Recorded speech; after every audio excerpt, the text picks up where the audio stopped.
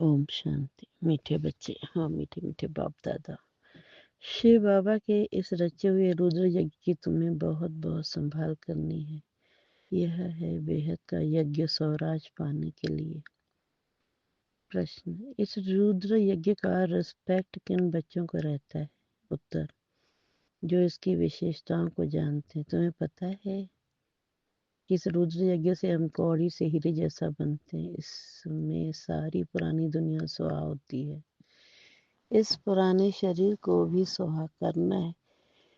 कोई भी ऐसा बेकायदे कर्म न हो जिससे यज्ञ में विघ्न पड़े। जब ऐसा ध्यान रहे तभी रिस्पेक्ट रख सकते हैं। गीत। माता वो माता, तू है सबकी भाग्य विधाता।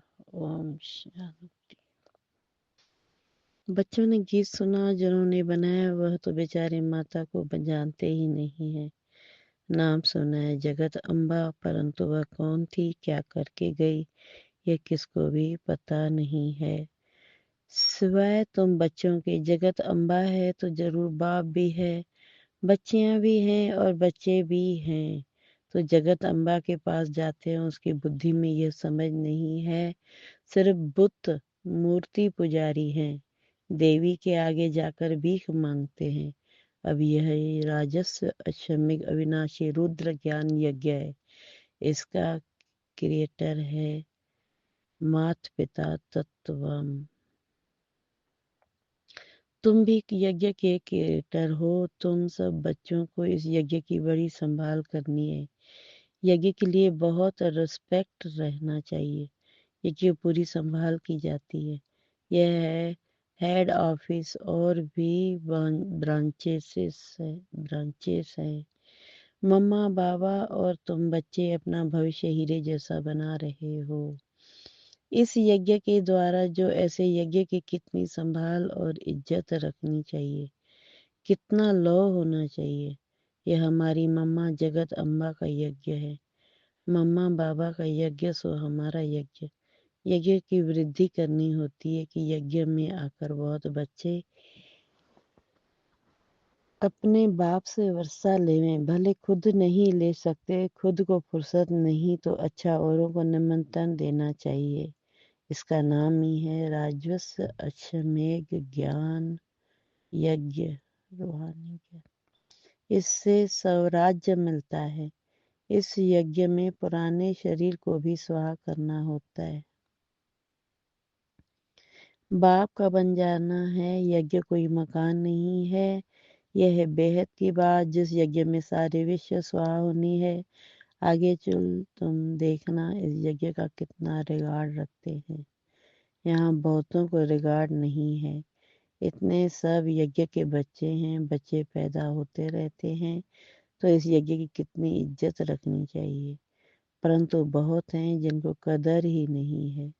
यह इतना बड़ा यज्ञ है जिससे मनुष्य कौड़ी से हीरे जैसा, भ्रष्टाचारी से श्रेष्ठाचारी बनते हैं। इसलिए बाबा कहते हैं भले यज्ञ रचते रहो, एक भी श्रेष्ठाचारी बना तो अहो सौभाग्य। इतने लाखों मंदिर आदि हैं, वहाँ कोई शिष्टाचारी नहीं बनते। यहाँ सिर्फ 3 पैर पृथ्वी के चाहिए। कोई आए तो एकदम जीवन सुधर जाए। कितनी इज्जत होनी चाहिए यज्ञ की। बाबा को बहुत लिखते हैं, बाबा हम अपने घर में खोलें। अच्छा बच्चे, भले यज्ञ भूमि बनाओ, कोई न कोई का कल्याण होगा। इस यज्ञ की बहुत भारी महिमा है। यज्ञ की भूमि है, यहाँ बच्चियाँ औरों का कल्याण करती रहती हैं। ऐसे यज्ञ का बहुत ज्ञान चाहिए, ऐसे यज्ञ का बहुत मान चाहिए। परंतु ज्ञान पूरा न होने के कारण इतना रिगार्ड नहीं है। यज्ञ में विघ्न डालने वाले बहुत हैं। यह शिव बाबा का यज्ञ है, तो माता पिता इकट्ठे हैं। इन मम्मा बाबा से तो कुछ भी नहीं मिलता। बेहद के बाप से ही सब कुछ मिलता है। वह एक है। मम्मा बाबा कहा जाता है शरीरधारी को, निराकार को तो शरीर है नहीं। तो बाप कहते हैं साकार का भी मुरीद मत बनो। माँ में कम याद करो, यह बाबा भी मुझे याद करते हैं। चित्रों में दिखाते हैं राम कृष्ण ब्रह्मा आदि सब उनको याद करते हैं, ऐसे हैं नहीं। वहाँ तो कोई याद करते नहीं है, उनको प्रारब्ध मिल गई, उनको याद करने की क्या दरकार है। हम पतित बने हैं, हमको ही पावन बनने के लिए याद करना है। महिमा एक की ही है, उनके सदके इसका मान है। तुमको कोई भी देहधारी को याद नहीं करना है, देहधारी से उसका परिचय मिलता है, लेकिन याद उनको करना है। बाबा भी देहधारी है, सब परिचय देते हैं, परंतु बहुत ऐसे भी बेसमझ बच्चे हैं जो कहते हैं हम तो डायरेक्ट शिव बाबा की प्रेरणा से ज्ञान ले सकते हैं। अगर ऐसा होता तो फिर इस रथ में उनको आने की क्या दरकार पड़ी है।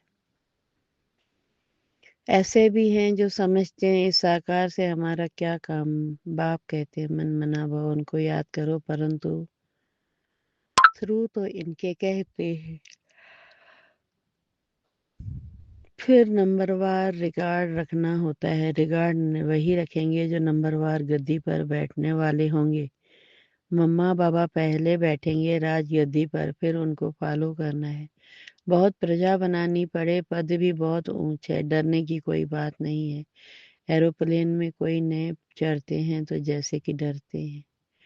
कोई को देखो चंद्रमा के ऊपर जाते रहते हैं, प्रैक्टिस की बात है ना, परंतु उनसे फायदा कुछ भी नहीं है। यह तुम जानते हो, यह समझते हैं मून के ऊपर भी राजधानी बनाएंगे, परंतु यह कुछ भी होना नहीं है। डाउनफॉल है ना, डाउनफॉल और राइज को भी बच्चे समझते हैं। चित्र भी है, यह लक्ष्मी नारायण राज्य करते थे।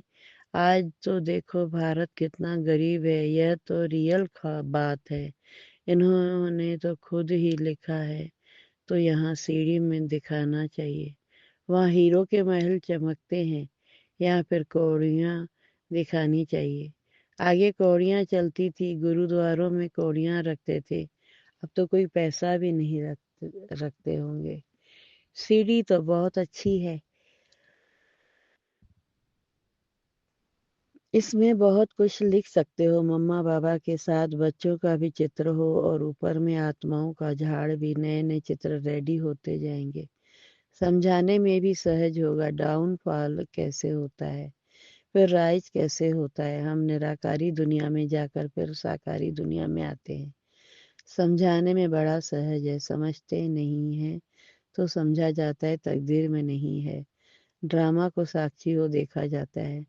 बच्चों को यज्ञ की बहुत रिस्पेक्ट होनी चाहिए। यज्ञ का एक पैसा भी बिगर पूछे उठाया व माता पिता की छुट्टी बिगर किसको देना, यह महान पाप है। तुम तो बच्चे हो, कोई समय भी कोई भी चीज मिल सकती है, जास्ती लेकर क्यों रखना चाहिए।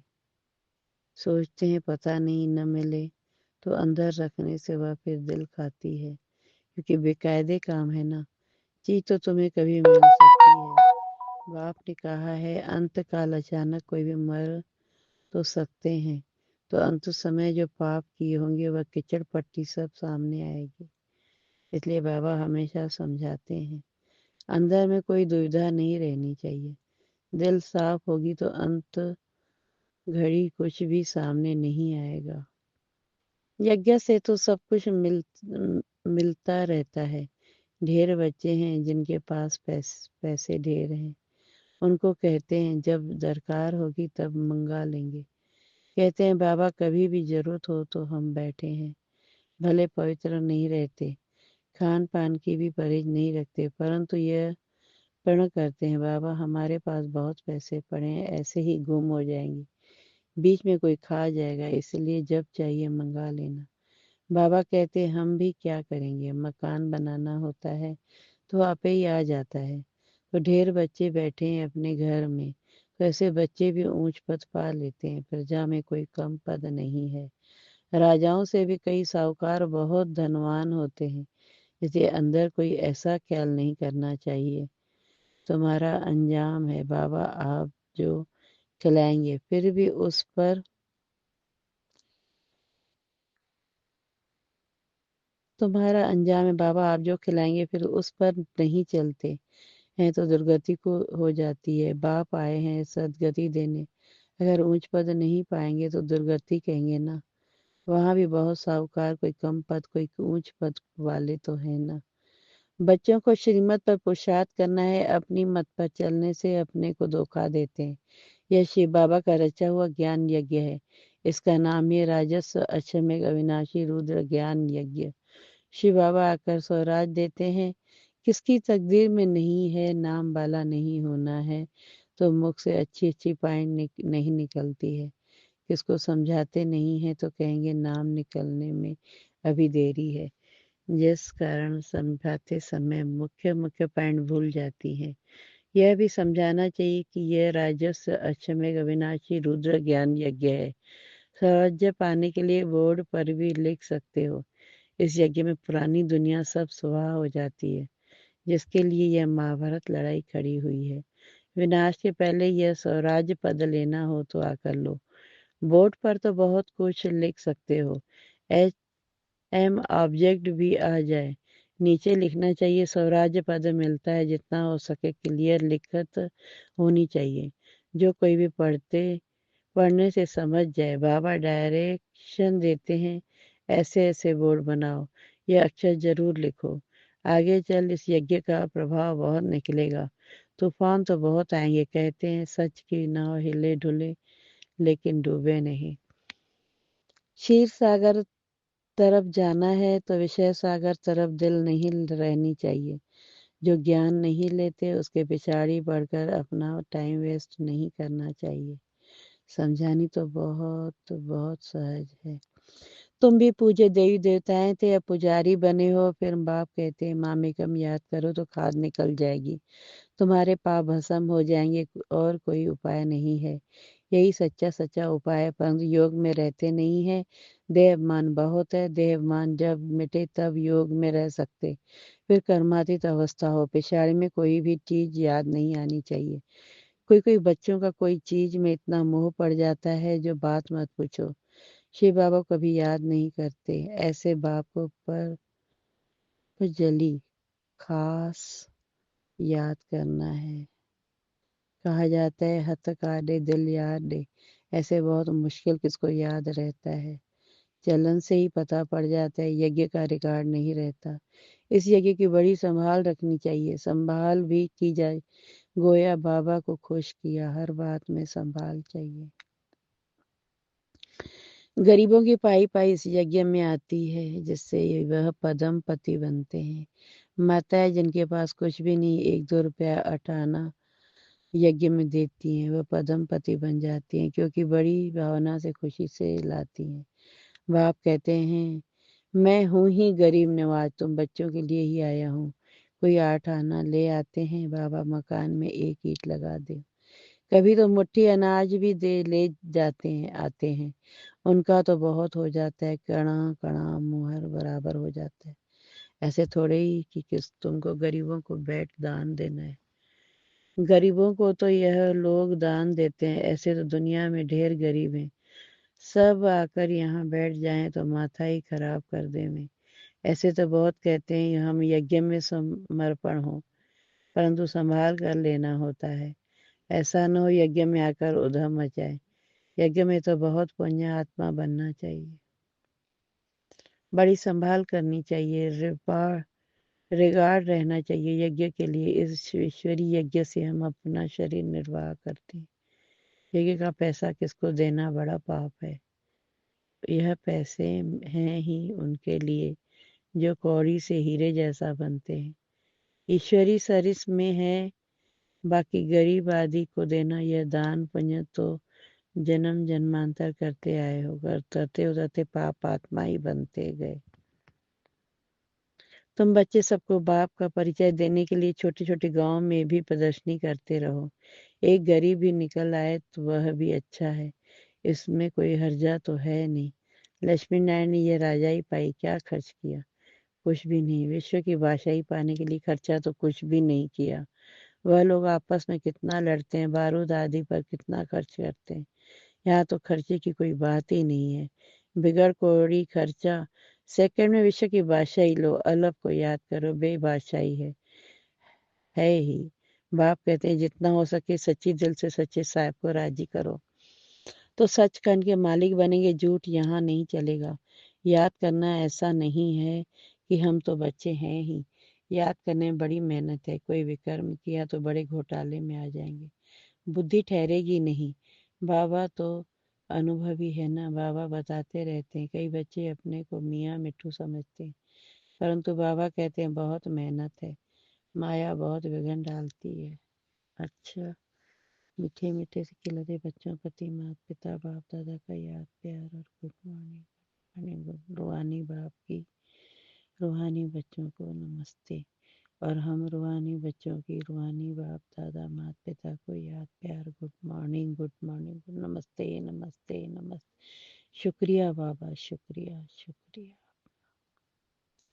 धारणा के लिए मुख्य सार पहली पॉइंट, अपने इस रुद्र यज्ञ का बहुत बहुत रिस्पेक्ट रखना है। यज्ञ का वातावरण बहुत शुद्ध और पावरफुल बनाने में सहयोगी बनना है।